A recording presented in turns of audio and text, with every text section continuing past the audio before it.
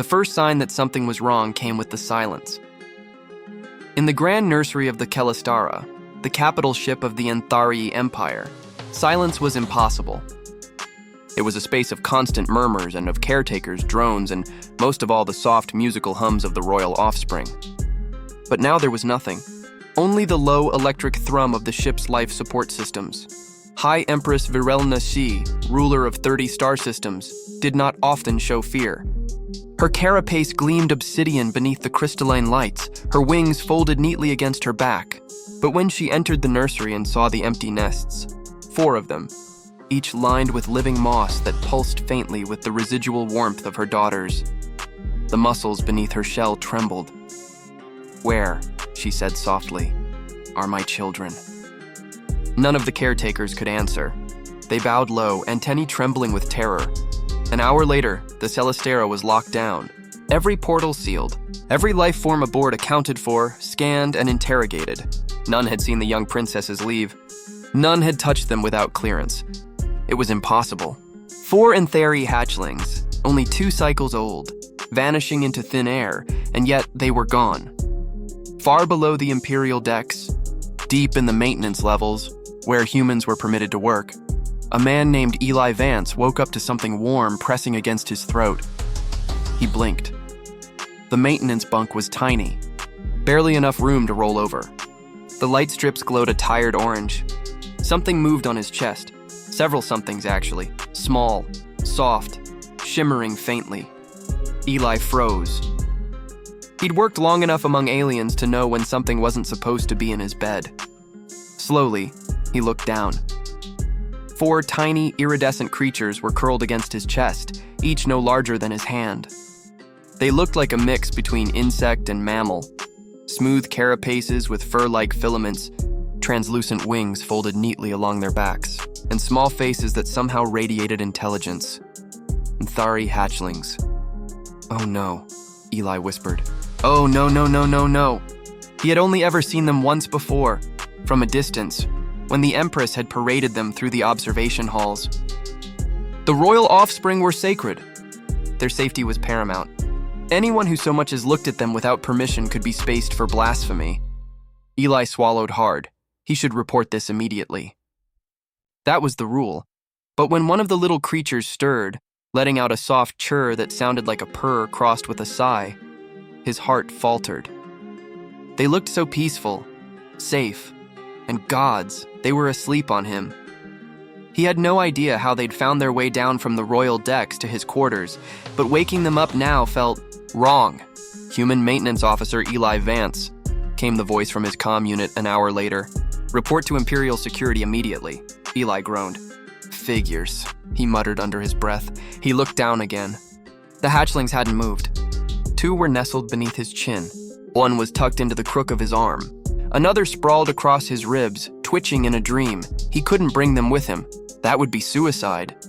But leaving them? If the patrol drones came sweeping through while he was gone, a thought flickered in his mind, ridiculous and dangerous in equal measure. He carefully unzipped his uniform jacket and, one by one, tucked the hatchlings inside. They fit snugly against his chest, warm and light. He could feel their tiny hearts pulsing against his skin. "Okay," he whispered. "Let's go, not die." The Empress stood at the heart of the security nexus when Eli arrived. She was taller than he remembered. Her black exoskeleton gleamed under the blue light, the markings of her lineage glowing faintly along her limbs. Her compound eyes turned toward him, and in that instant, Eli understood what it meant to be prey. "Human," she said. Her voice was a melody of metal and silk. "You serve aboard my ship. You walk the corridors of my bloodline. And now my daughters have vanished. Explain yourself." Eli felt sweat gather at the base of his neck. He tried not to move, tried not to let the small lumps under his jacket shift. "Your Majesty, I don't know anything about that," he stammered. "I've been on duty in the maintenance levels all night." Her mandibles clicked softly. "We have scanned the entire vessel. No trace of them has been found in the upper decks. Yet 4 faint biosignatures, Anthari biosignatures, were detected near the human sector." Eli's stomach dropped. She stepped closer. "And now those signatures are here." The words echoed like a sentence. Eli felt one of the hatchlings stir beneath his jacket. He prayed to every god he could name. Please, please stay asleep. A faint chirr broke the silence. Every Anthari guard raised their weapon. The Empress froze. Then, impossibly, her composure cracked. At my daughters? Before Eli could react, 4 tiny shapes wriggled free from his jacket, unfolding delicate wings that shimmered like oil on water. They clambered up his chest, onto his shoulders, churring happily as if waking from a nap. The Empress inhaled sharply. Her mandibles trembled with something close to disbelief. They live, she whispered. The guards lowered their weapons. Eli exhaled a breath he hadn't realized he was holding, then froze again as one of the hatchlings, the smallest, tugged gently on the Empress's claw with a soft sound. Varelna knelt down. The hatchling chirped once, and then climbed right back onto Eli's chest. The silence that followed could have killed a man. In Anthari culture, there were rules older than the stars themselves, and one of them was sacred. A royal child bonds only with one it deems safe. When the royal hatchlings refused to leave Eli's side, the implications rippled through the empire like shockwaves. For 3 days, the Empress said nothing. She watched, observed.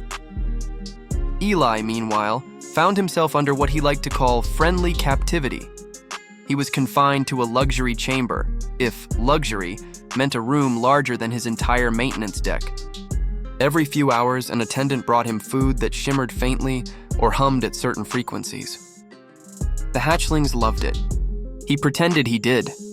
They followed him everywhere, crawling up his arms, clinging to his collar, even trying to mimic his speech in soft clicks. He was terrified of breaking protocol, but somehow being around them made him calm. And sometimes, when he caught the Empress watching from afar, he thought he saw something like curiosity in her eyes. On the 4th day, Viralna summoned him privately. She stood in the observation spire, looking out at the endless swirl of nebulae. "Do you know what this means, human?"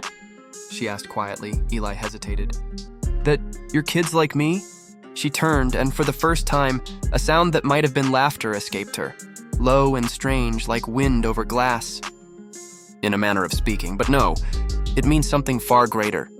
The royal bond is not casual affection, it is instinct, spiritual. My kind evolved to choose protectors through it, guardians who would die before allowing harm to come to our young. For my daughters to bond with a human. She trailed off, studying him. "It has never happened." Eli rubbed the back of his neck. "I didn't exactly volunteer." "No," she murmured. "That is what makes it real." She stepped closer, lowering her voice. "Tell me, Eli Vance, what did you feel when you found them?" He hesitated. "Honestly, scared out of my mind, but when I saw them sleeping, I couldn't just... I don't know. I couldn't wake them. They looked like they trusted me." Varelna nodded slowly. Then they were right. Weeks passed. The Empire was thrown into quiet chaos. The Empress's daughters now refused to be apart from Eli for more than a few hours. He was granted provisional immunity, a royal insignia, and a very confusing title, Guardian of the Brood. He spent his days learning Anthari etiquette, trying not to mess up meals that vibrated, and, most of all, playing with the hatchlings. They grew fast, shedding iridescent shells and learning to glide. Sometimes they would land on his shoulders mid-meeting, chittering proudly. It became an unspoken truth aboard the Celestara. Wherever the human went, so did the royal heirs, and the Empress watched it all, her expression unreadable, though there was a warmth now that had not been there before. Then came the attack. A Varnic raiding fleet ambushed the Celestara near the border systems. The first barrage hit before the shields could fully deploy. The ship rocked violently. Eli was thrown against the wall, shielding the hatchlings instinctively. Explosions roared in the distance. The alarm screamed, "Eli Vance!" The Empress's voice came through the comm. "Protect them! I'm on it!" he shouted, the corridors filled with smoke.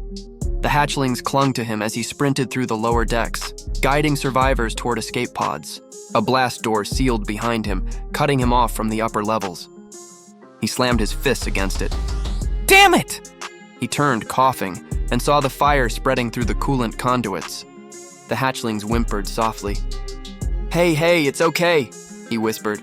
I got you. He wrapped them in his jacket again and dove into a maintenance shaft. The heat was unbearable, the metal groaning around him. But he kept going, crawling, climbing, bleeding, until he reached the auxiliary bay. There, he activated the emergency field barrier just as the main corridor behind him collapsed in flame. When the rescue teams found him hours later, he was half-conscious, jacket scorched, arms curled protectively around the 4 hatchlings, unharmed beneath his chest. When he awoke, he was in the royal chamber. The Empress stood beside him. For once, there was no armor, no crown, only her and the faint shimmer of gratitude in her eyes. "They told me you shielded them with your own body," she said softly. "Tea?"